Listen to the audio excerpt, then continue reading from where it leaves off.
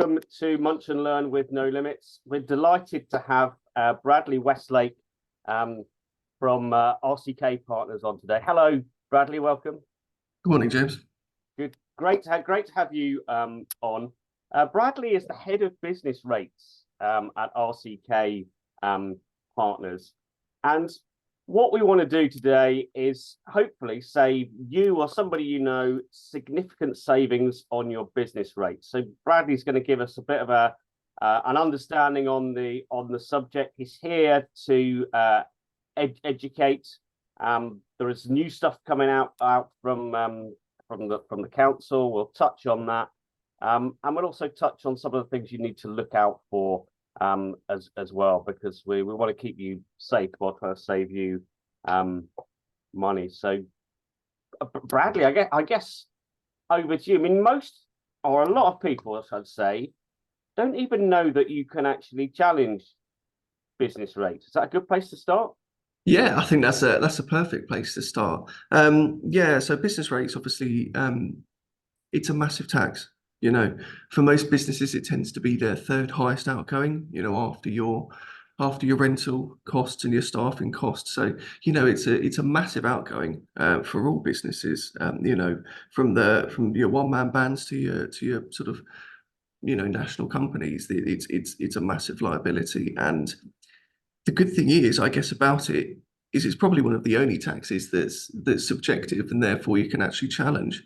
I mean, just as a bit of background info, the government collects probably 27 to 29 billion pounds every single year from business rates. Wow. And that's collected at about a 95 to 96% collection rate. So it's a huge tax, which the vast majority of it is collected. I believe that's one of the government's highest sort of collection rates for any of their taxes. But the good news is it is challengeable. None of these valuations are set in stone, you know, and providing that you've got, you know, the best advice or some, you know, some good knowledge behind you, you know, all of those can be challenged. And I think it's very important just to make people aware that that is the case and that you're not stuck paying for, you know, a bill which you perhaps might not have to. And when you say it's subjective, how exactly is it worked out then? So it's based off of your rent. It's all based on rental figures. That's the crux behind it. Yeah. So you will notice that in the higher rent areas, your value will be higher. You'll be paying more business rates, and that's the base idea behind it. So because it's all based on rent, it's all based on a hypothetical rent as at a particular date in time. I won't go too much into the technical part of it, but because it's based on hypothetical figures, that means it's all subject to challenge.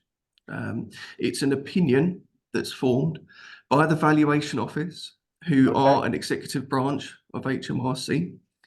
And because of that, you know, all of it is challengeable. But there are some sort of intricacies in the way that those values are put together.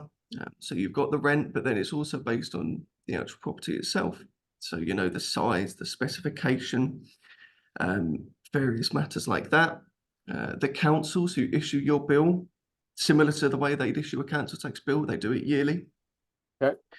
And they can also issue reliefs, exemptions, you know, so there's quite a few ways that you can actually look to reduce your business rates. You know, you don't need to be a property expert to do so. It's just a matter of ensuring that, you know, you've read up enough about business rates, or you find the correct advisor who can help you, and you know, you can look to get those business rates reduced to, you know, a much more sensible level. Excellent. So look, I'm a business owner, or the person in charge of the office, or the head of finance in a business. I've never thought about challenging it. What's the first thing I do? I think the best first step, to be perfectly honest, you want to be looking at your rent. That is because that's the basis of what your value is based upon. That's where you want to be starting. Now, obviously, I appreciate with most business owners or most people that are trying to run a business, you know, you may not have the time, the expertise, or just simply the bandwidth to take something like that on. My suggestion would always be, and I know I'm a little bit biased in myself, but my suggestion would always be that there are a significant amount of experts out there who deal solely in the purpose of reducing business rates. And I would suggest that it's probably best to reach out to one of these companies. They are highly regulated by the Royal Institute of Chartered Surveyors. So there is a regulatory body for these companies. Good. And my suggestion would always be, and I think we'll probably touch on it later, is that you ensure that any company that you do use is regulated by a body, because unfortunately there are some fairly unscrupulous companies out there. But that's where my starting point would be.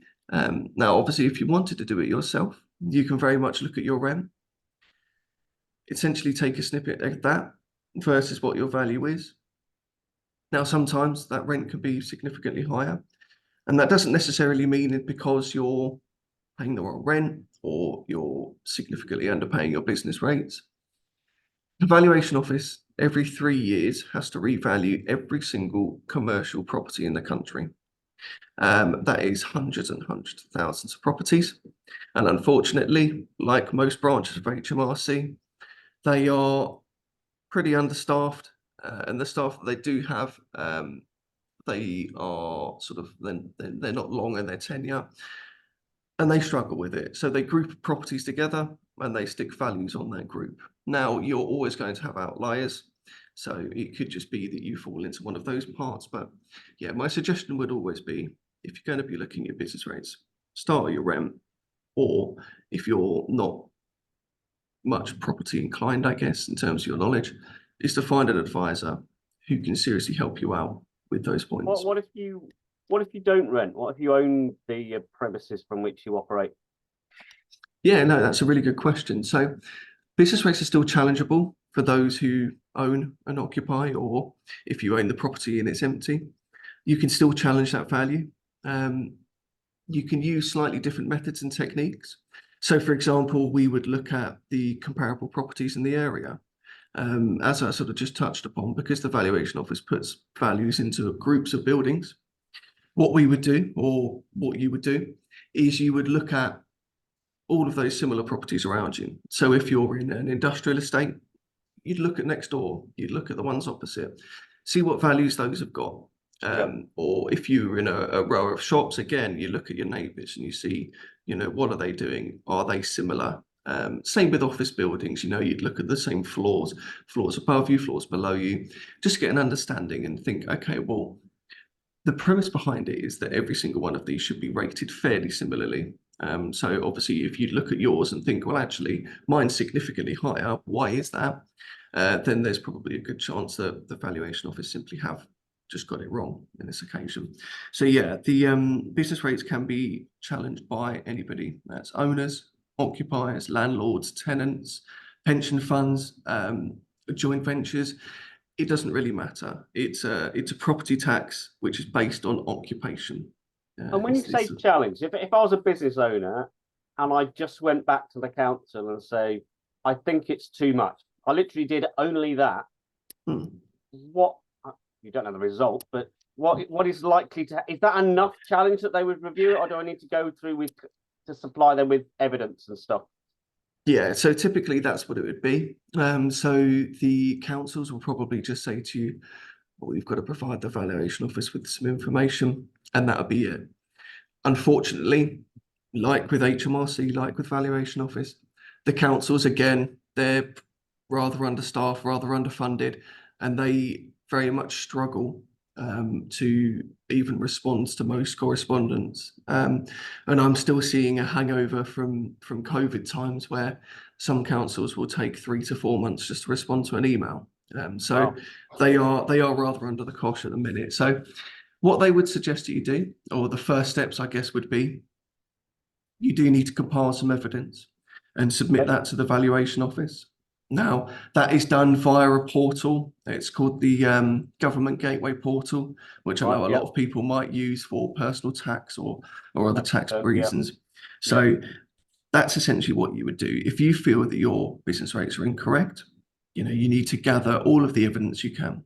So whether that's rental data, the overall square footage of the property, if that's lower, or the usage of the property. So say, for example, if the property used to be, if it used to be a shop when it's now an office, obviously that means that the business rate should change in accordance with that.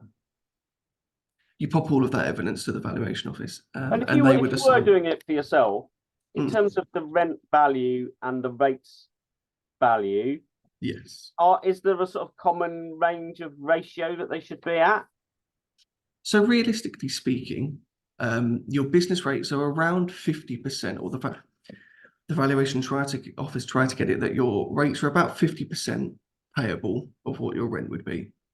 Okay. That's supposed to be the judge of that. It's supposed to be around 50%. Now, those values they do sort of tweak slightly, but that's normally the ballpark figure that you can say. So, for example, if your rent was £50,000, you should be paying around about £25,000 in business rates per year. Now, if you're only paying, I don't know, if your rent was £60,000, and you're paying £40,000 a year in business rates, that's probably a good indicator that your rateable value is wrong and that you can challenge your business rates and get them reduced. And also that works on the flip side. If your rent was £60,000, but you're only paying £15,000 a year in business rates, you can probably assume that actually the valuation officer's probably underbilling, and that you can just sort of keep your head down on that. And is it just from the point in time that this would make a change, or can you get any retrospective claims? Yeah, so retrospectively, you can look back to the 1st of April 2023. These revaluations that the valuation office carry out to ensure that all evaluations are correct across the country, they happen every 3 years. The last one was in the 1st of April 2023, and the next one will be 1st of April 2026.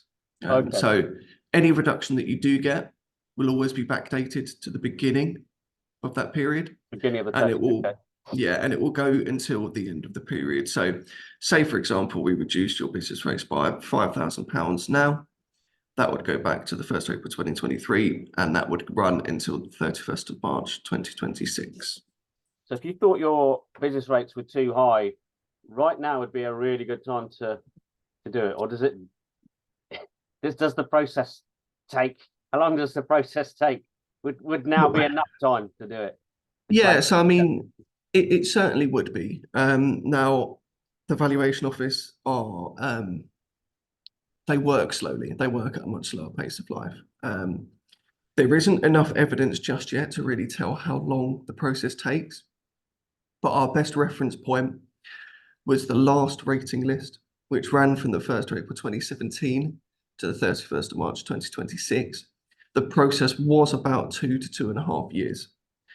However, what I would say on that is, because we're only looking at a 3-year period now, I would be surprised if the process would take that long, because obviously you'd have serious issues going forward.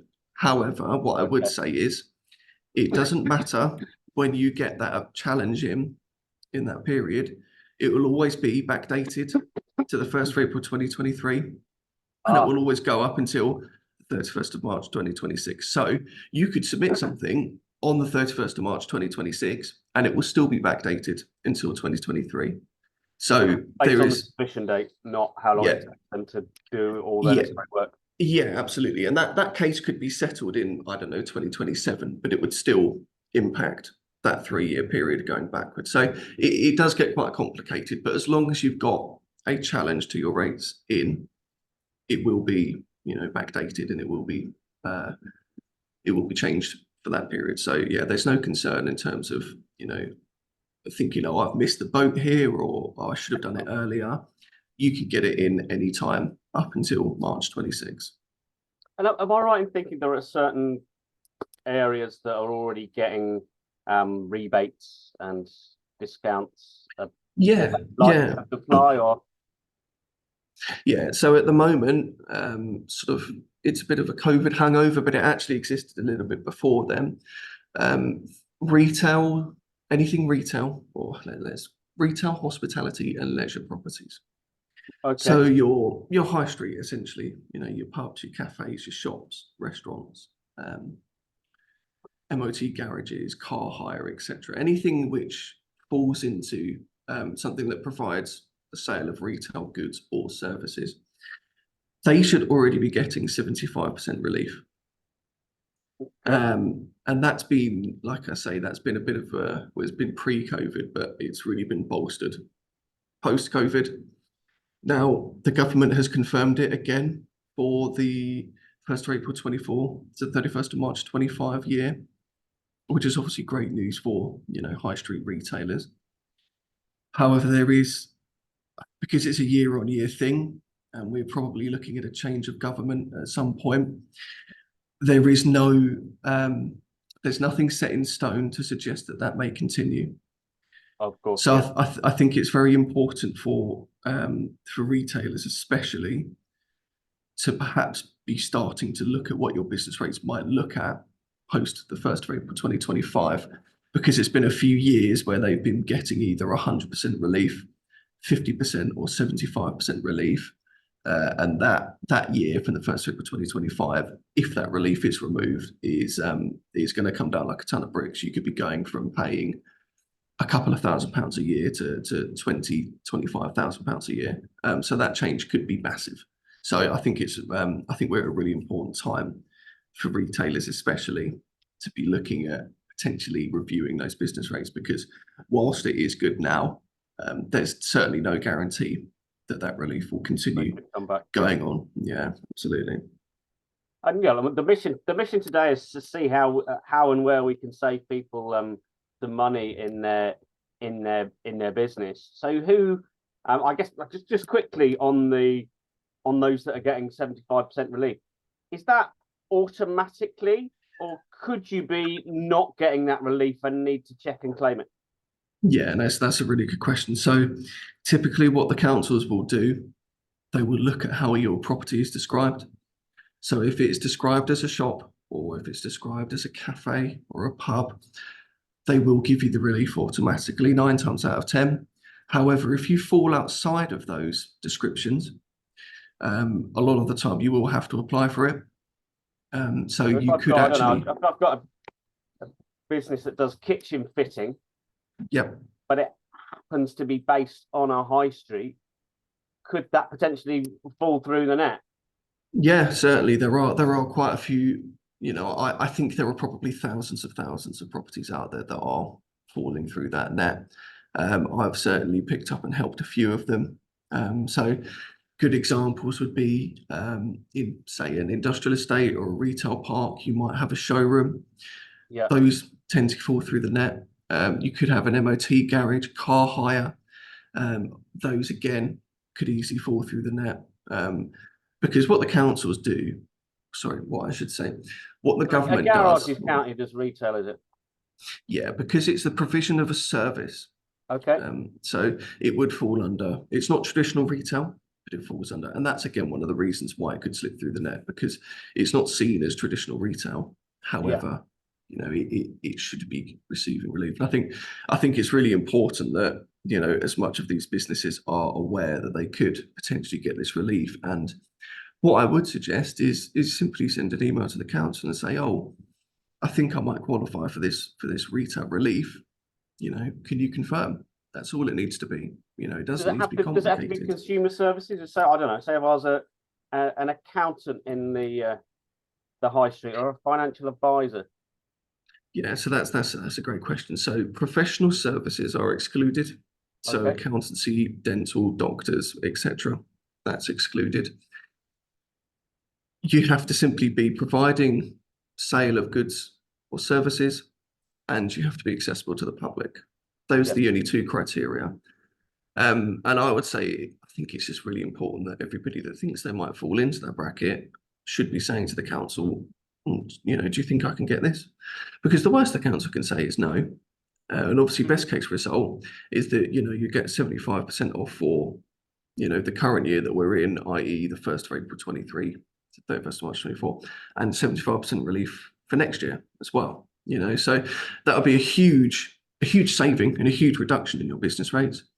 simply from sending an email to the council.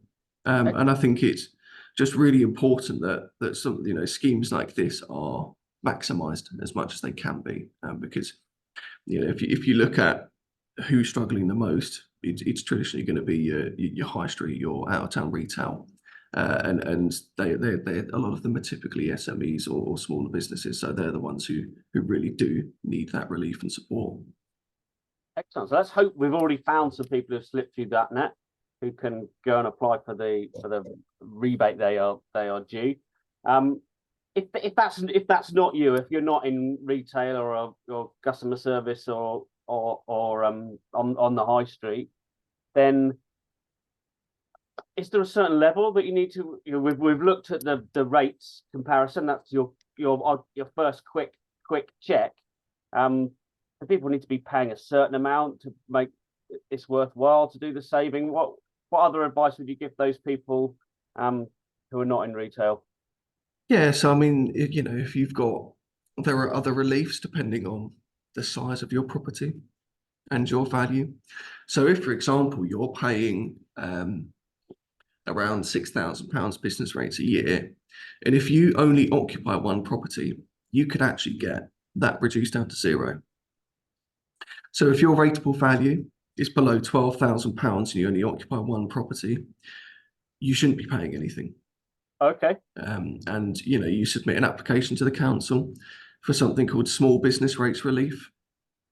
You submit that to them, and your rate should be effectively put to zero, because there is that small business rates relief scheme is it's supposed to do exactly what it says on the tin. It's supposed to assist small businesses and those that occupy small premises.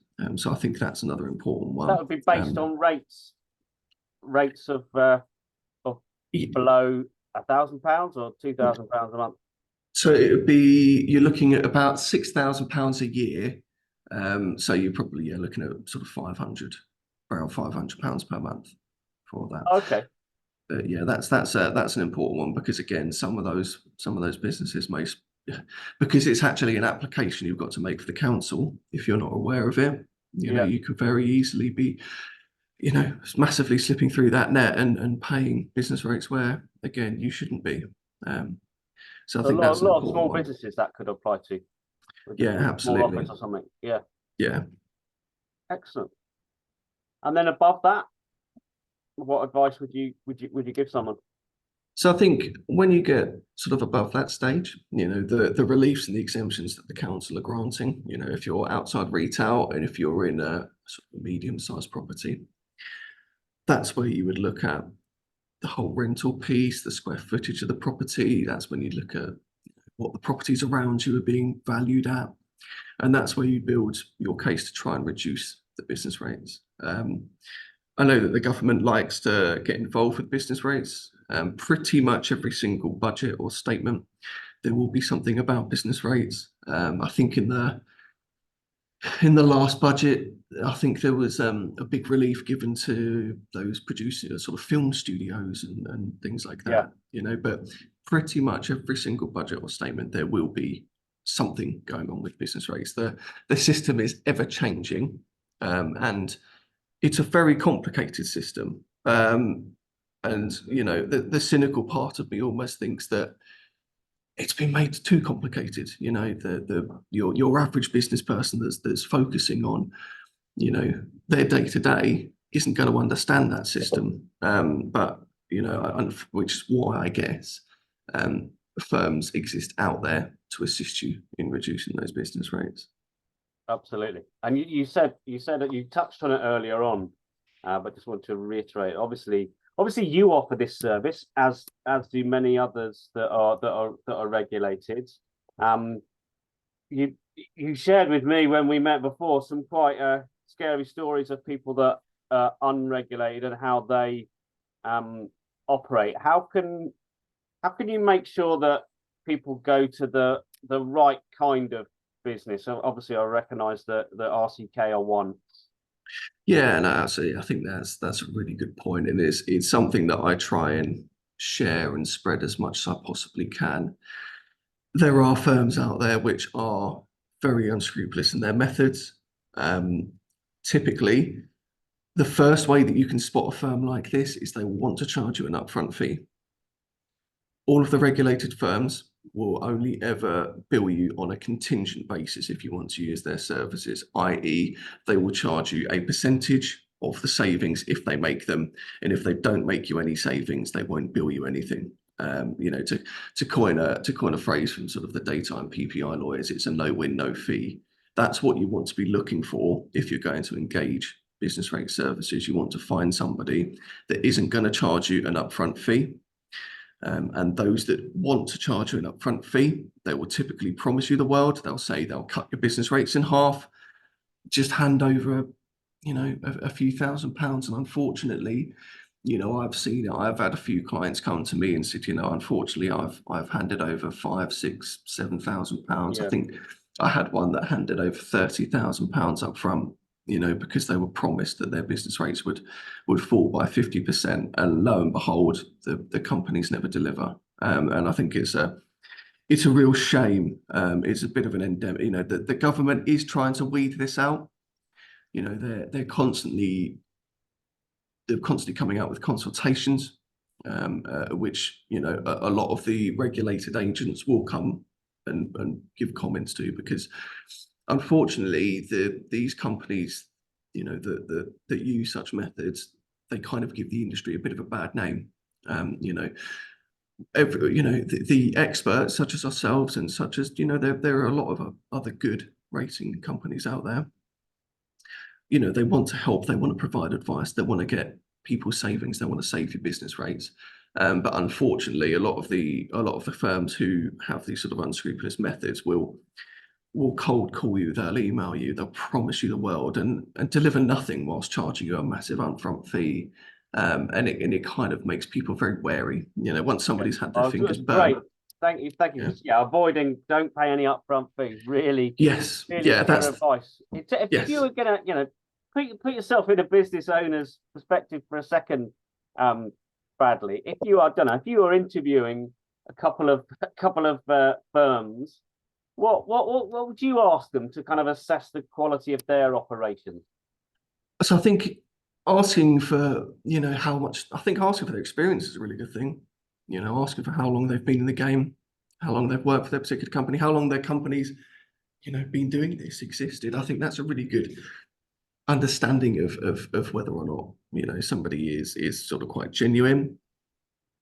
I'd ask them what their fees are is quite important, because obviously you don't want to be paying through the nose for these services. But I think just getting an understanding and just making sure that they are legitimate is what I would always say. So yeah, things like asking for how experienced they are. Ask them typically if they've got an idea of what their average reductions are for their clients. So anybody that says 30, 40, 50% is probably lying. Whilst the valuation office do get things wrong, they don't get them that wrong. So okay. I think it's just a bit of fact checking, just making sure that these guys are sort of worth their salt, and just ensuring that they're not going to rip you off. Okay, so I've come to you. You've given me a reasonable figure of what savings might be possible. It's probably the right language.